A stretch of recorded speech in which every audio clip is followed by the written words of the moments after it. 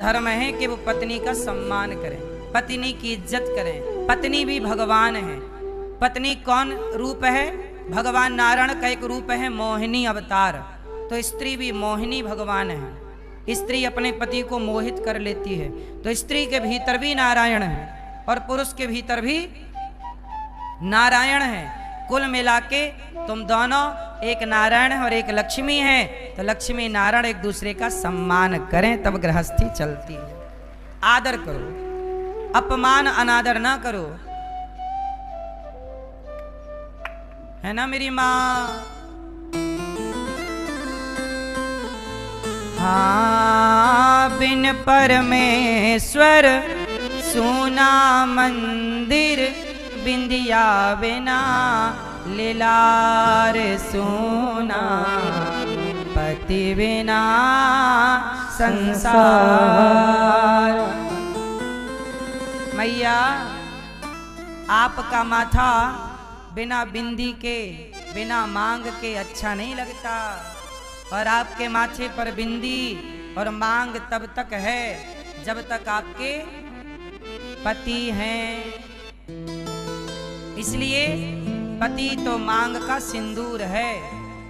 पति है तो सिंदूर है, पति नहीं तो सिंदूर नहीं। इसलिए पति की इज्जत कर लो जीते जी।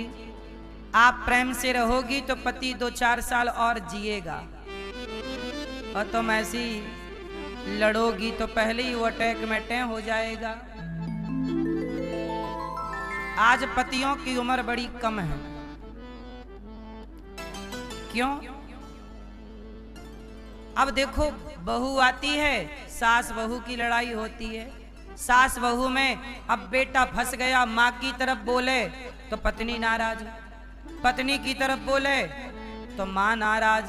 करे तो करे क्या मनो आदमी जात। स्त्रियां धर्म संकट में नहीं होती, धर्म संकट में पुरुष होता है। बोलो हाँ, सही है। आप सास बहू खुश रहो ना तो तुम्हारा पति 10-20 साल और जिएगा, फ्रैंकली होके। इसलिए बिन परमेश्वर, जैसे मंदिर सूना है मूर्ति के बिना, कितना भी बड़ा मंदिर बनाओ पर भगवान ना हो तो मंदिर की कोई जान नहीं है। ऐसे ही तुम्हारा माथा मांग के बिना सूना है। इसलिए वो मांग का सम्मान करो। बिन परमेश्वर सोना मंदिर, बिंदिया बिना लीलार सोना, पति बिना संसार। पति ही ब्रह्मा, पति ही विष्णु, पति नरवदाधार। जिस नारी ने पति को पाया उसकी नैया पार सोना, पति बिना संसार। पति ब्रह्मा है, पति ही विष्णु। इसलिए मेरी माँ, स्त्री के कितने व्रत होते हैं मैया? कितने व्रत होते हैं स्त्रियों के? एक ही व्रत, एक पतिव्रत रहे जगत में, सब व्रत हैं बेकार। नारी का एक ही व्रत है, वो कुछ ना करे, केवल पतिव्रता बने। पातिव्रत धर्म मतलब पति के सिवा पर पुरुष को स्वप्न में ना देखे, ऐसी नारी पतिव्रता कहलाती है। पति कैसा हो, कभी साथ ना छोड़े अपने पति का, ऐसी नारी का पूजन देवता भी करते हैं। अब सुनो, एक पतिव्रत रहे जगत में, सब व्रत हैं बेकार। बिन पतिव्रत के नारी का तो जीवन है बेकार सोना, पति बिना संसार। सुनो, पति ही जप है, पति ही तप है, पति ही है करतार। पति से ही पत इस तन की है, पति बिन विपत्ति हजार। पति है तो सब कुछ है, पति नहीं कुछ भी नहीं। मेरी माँ, पतिव्रता नारी किसे कहते हैं? चलो बताओ, पतिव्रता नारी किसे कहते हैं? किसे कहते हैं? जो अपने पति के सिवा पर पुरुष पे कभी नजर ना रखे, वो नारी पतिव्रता है। और जिनके पति नहीं हैं, वो स्त्रियां भी पतिव्रता हैं, क्योंकि कौशल्या मैया दशरथ जी के जाने के बाद भी तो पतिव्रता ही रही। तो जो नारी पति के जाने के बाद परमेश्वर से संबंध जोड़ ले, परमेश्वर में समर्पण कर दे, वो नारी पतिव्रता ही कहलाई जाती है। वो नारी गलत नहीं है। आप कहो कि पति नहीं है तो ये नारी पतिव्रता है क्या? हाँ है। उसका उदाहरण माता कौशल्या है। क्या माता कौशल्या के पतिव्रता होने में कोई संदेह है? इसलिए जो पत्नी पति के बाद परमेश्वर से जुड़ जाए, वही पतिव्रता नारी है। इसलिए कहता हूं, जीते जी रिश्तों का सम्मान करो। पति जिंदा है, इज्जत करो, आदर करो। पत्नी जिंदा है, पत्नी का सम्मान करो। पता नहीं कब कौन ना रहे, पता नहीं मेरी माँ कब कौन ना रहे। इसलिए जब तक जो हैं अच्छे से सम्मान के साथ रहिए, रखिए। हर रिश्ते का सम्मान करिए। पता नहीं जो रिश्ता आज है वो रिश्ता कल रहेगा ना रहे, कौन जानता है। एक पल का भरोसा नहीं है, अगले क्षण का भरोसा नहीं है। इसलिए मेरी माँ, भक्तों, अच्छा एक बात बताओ, जब आप लोगों का टाइम आ जाएगा जाने का और यमराज जी आपके सिर पे खड़े होंगे, चलो चलो टाइम हो गया, तब आप यमराज जी से कहोगे, यमराज जी जरा 1 मिनट का टाइम दे दो, मैं अपने बेटे से कुछ कहूंगी, अपने पति से कुछ कहूंगी, पत्नी से कुछ कहूंगा।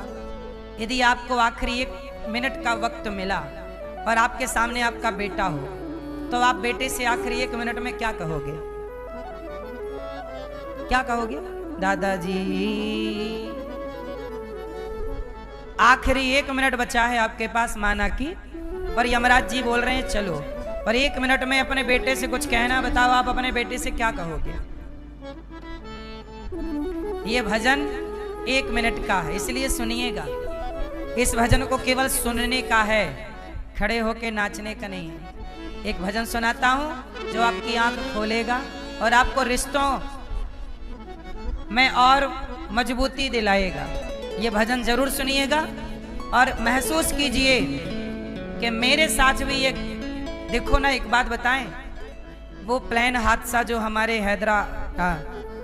अहमदाबाद में हुआ, वो अहमदाबाद में जो हादसा हुआ, उसमें तो 1 मिनट भी नहीं मिल पाया।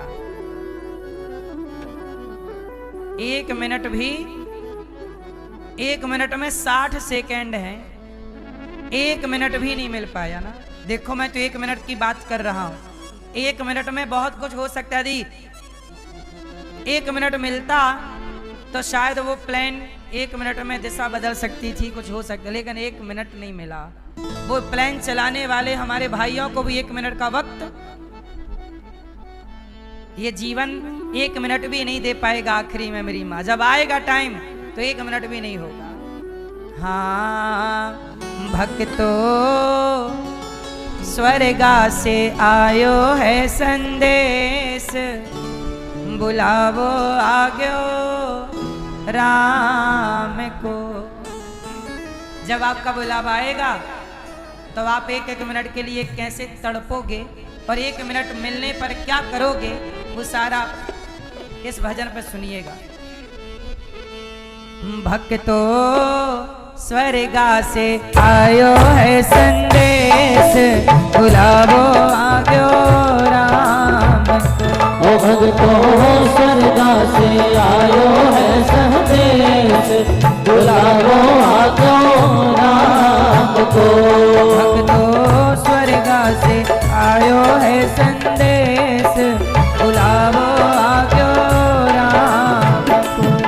भक्तों स्वर्ग से आयो है संदेश, बुलावो आग्यो राम को। हाँ बुलावो आग्यो राम को, हो बुलावो आग्यो राम को। भक्तों स्वर्ग से आयो है संदेश, बुलावो आग्यो राम को।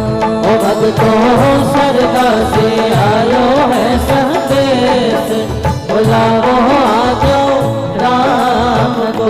बुलावा आ गया। चलो यमराज जी आए, सोचिएगा कि हमारे सबका बुलावा आया। यमराज जी बोले चलो, तो एक आदमी मरने वाला बोला यमराज जी 1 मिनट की मोहलत दे दो। ए यमराज जी बस 1 मिनट दे दो, 1 मिनट की मोहलत दे दो, करूं बेटा से बात। 1 मिनट की मोहलत दे दो, करूं बेटा से बात। एक बाप बोला, एक बाप का बुलावा आया। बाप बोला यमराज जी रुको, 1 मिनट जरा बेटे से कुछ कहना। यमराज जी बोले कहो कहो। एक बाप बोला बेटा 1 मिनट की मोहलत दे दो, करूं बेटा से बात। बेटा, बाप बोला 2 भाई थे, बाप के 2 बेटे थे। दोनों से कहा भाई भाई प्रेम से रहना। हे बेटा मैं जा रहा हूं, पर भाई भाई प्रेम से रहना, जाना है सबको उसके पास, बुलावो आग्यो राम को। सुनो, भाई भाई प्रेम से रहना, क्योंकि सबको जाना है। आजकल हमारे देश में सबसे ज्यादा झगड़ा किसका है? भाई भाई का। भाई भाई एक दूसरे के दुश्मन हो गए। भाई भाई का केस कोर्ट कचहरी में चल रहा है। तुम खुद क्यों नहीं घर बैठे सुलझा लेते भाई? भाइयों को कैसा होना चाहिए साहब? ईमानदार। आजकल भाई बेईमान हो गए हैं। जब भाई के साथ भाई बेईमानी करता है तो रिश्ते कमजोर पड़ जाते हैं। इसलिए कहता हूं, जब तुम अपने सगे भाई के साथ बेईमानी करोगे, चोरी करोगे, छल करोगे, तो ईश्वर ना पूछेगा क्यों तूने भाई के साथ धोखा किया। कम से कम भाई को तो छोड़ देता। इसलिए साहब सब लोग अपने को देखना और अपने से सवाल करना कि आपने अपने भाई के साथ सही किया कि गलत किया। कौन गलत है कौन सही ये तो ईश्वर जाने, लेकिन फिर भी भाई भाई प्रेम से रहो। आजकल क्या हो रहा है, बड़े भाई के बेटी का ब्याह हुआ तो छोटा भाई नहीं आया। छोटे भाई के घर कोई बेटा बेटी का विवाह हुआ तो बड़ा भाई, सारे रिश्तेदार आए पर भाई नहीं आया सगा। क्यों नहीं आया? तू मैं चल रही है, झगड़ा चल रहा। क्यों ऐसा क्यों झगड़ा कर लिया भाई कि एक दूसरे के घर आना छोड़ दिया? अब तुम्हारे से झगड़े से बताओ तुम्हारा मरा हुआ बाप खुश होगा कि दुखी होगा? तुम्हारी मरी हुई माँ वहां से तुम्हारे लिए खुश होगी कि दुखी होगी? अरे माँ, तुम दोनों में कोई अंतर नहीं मानती। बाप से पूछना, कल को तुम 2 बेटों के बाप बनोगे तो मैं तुमसे पूछूंगा कि अब बताओ कौन बेटा प्यारा है? तुम कहोगे दोनों ही प्यारे हैं। कोई बाप अपने बच्चों को आपस में लड़ता देखता है तो रोता है वो बाप। भाई भाई तो ना लड़ो। भाई भाई के लड़ाई में सबसे ज्यादा दुखी कोई होता है तो बाप दुखी होता है, माँ दुखी होती है। एक साथ एक सी परवरिश दी है मैंने, एक ही माँ ने तुम दोनों को दूध पिलाया, एक ही बाप ने तुम दोनों को कमा कमा के खिलाया। बाप चाहता है कि तुम 2 भाई हो, 4 भाई हो। यार पैसे तुम अपने अपने कमाओ, अलग अलग कमाओ, चूल्हा अलग हो, घर अलग हो, कोई बात नहीं, पर कम से कम प्यार के मीठे शब्द तो एक दूसरे के लिए रखो। मिलते जुलते तो रहो, एक दूसरे के सुख दुख में खड़े तो हो जाओ। ऐसी भी क्या दुश्मनी? भाई ही भाई का दुश्मन हो जाएगा तो भरोसा हम किस पर करेंगे? ये दुनिया किस पर भरोसा की जाए? जब भाई साथ ना देगा तो कौन साथ देगा? इसलिए भाई का भरोसा ना तोड़िएगा, भाई का विश्वास ना तोड़िएगा, भाई के साथ अन्याय ना करिएगा, वरना ईश्वर की अदालत में इसकी सजा डबल है कि तुमने अपने खून के साथ गलत किया है, खून के रिश्तों के साथ गलत किया है। तुम दोनों का डीएनए एक ही तो है, एक ही बाप का तो खून तुम दोनों के भीतर दौड़ रहा है। बाप बोला प्यार से रहो, 1 मिनट की मोहलत दे दो, करूं बहू से बात। सास मरने लग गई, बहू से कहा, बहू आपकी सास क्या बोल रही है आपसे? ध्यान से सुनना। सास बोली, बहू यमराज जी 1 मिनट की मोहलत दे दो, करूं बहू से बात। बहू मैं तुम्हारो धर्म निभा दी, मैं तुम्हारो धर्म निभा दी। सास बोली कि मैंने तो मेरा धर्म निभा दिया, मैं तुम्हारो धर्म निभा दी, बांध के रखियो ये परिवार, गुलामो क्यों राम को, मैं तुम्हारो धर्म निभा दी, बांध के रखियो ये परिवार, गुलामो क्यों राम को। मैंने तो मेरा धर्म निभा दिया, परंतु ये परिवार की अखंडता को आप बनाए रखिएगा। बहुएं चाहें, स्त्रियां चाहें तो घर में झगड़ा ही ना हो। सच बताओ, झगड़ा घर में पुरुषों के कारण होता है कि स्त्रियों के कारण?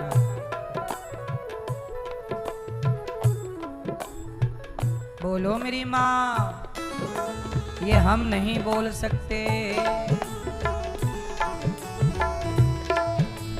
इतिहास साक्षी है। हम ये नहीं कहते कि स्त्रियां गलत हैं, स्त्रियां अच्छी हैं, परंतु कुछ स्त्रियां ऐसी हैं जिन स्त्रियों के द्वारा घर, कुछ स्त्रियों के द्वारा घर फोड़ दिया जाता है। कुछ स्त्रियां होती हैं घर फोड़ाऊ। और एक बात बताएं, स्त्रियों का दुश्मन पुरुष है या स्त्रियों का दुश्मन स्त्री है? जोर से। स्त्री का दुश्मन कभी पुरुष नहीं रहा। कहीं इक्का दुक्का केस छोड़ दो कि पति लोग पत्नी को मार डालते हैं, वो अलग विषय है कि गलत किया, मार डाला, वरना 99 केसों में आप पाएंगे कि स्त्रियों का घर स्त्रियों ने ही बिगाड़ा है। बोलो हाँ। कैकेयी का घर बिगाड़ने में मंथरा एक स्त्री है। इसलिए आपका पति किसी स्त्री के चक्कर में फंसा है, क्या उस स्त्री को पता नहीं है कि आपका एक हंसता खेलता घर परिवार है? क्यों वो आपके पति को फंसाई है? मतलब वो खुद चाह रही है ना आपका घर बिगाड़ना। एक बात बताएं, जो दूसरों का बिगाड़ता है ना, उसका फिर ऐसे बिगड़ता है कि फिर बनाते बनाते बनता नहीं है। एक वैश्या थी, वो पूरे गांव के लड़कों को बिगाड़ने लग गई। वैश्या तो वैश्या। गांव के लोगों ने चिंतित होकर एक साधु से कहा, हे महात्मा जी, गांव में वैश्या आ गई है, सारे लड़कों को बिगाड़ रही है, आप आओ थोड़ा समझाओ, कृपा करो। साधु आ गए और वैश्या की कुटिया के सामने, वैश्या के घर के सामने बाबा जी ने अपनी कुटिया बनाई घास की और रहने लग गए, कीर्तन करने लग गए रोज। अब क्या हुआ कि जो वैश्या के घर जाते तो वो बाबा की कुटिया पे आके भजन करने लग गए, सबका मन भगवान में लग गया। वैश्या के घर कोई ना जाए तो वैश्या को बड़ी दिक्कत होने लग गई। तो वैश्या ने अपने के यार से कहा कि जाओ बाबा की कुटिया में आग लगा दो। तो वैश्या का यार गया और साधु जी की कुटिया में आग लगा दी। बाबा की कुटिया जलने लगी। जब साधु की कुटिया से लपटें आकाश में उठने लगी, आग की लपटें जब ऊपर जाने लगी, तो हवा चला दी विधाता ने।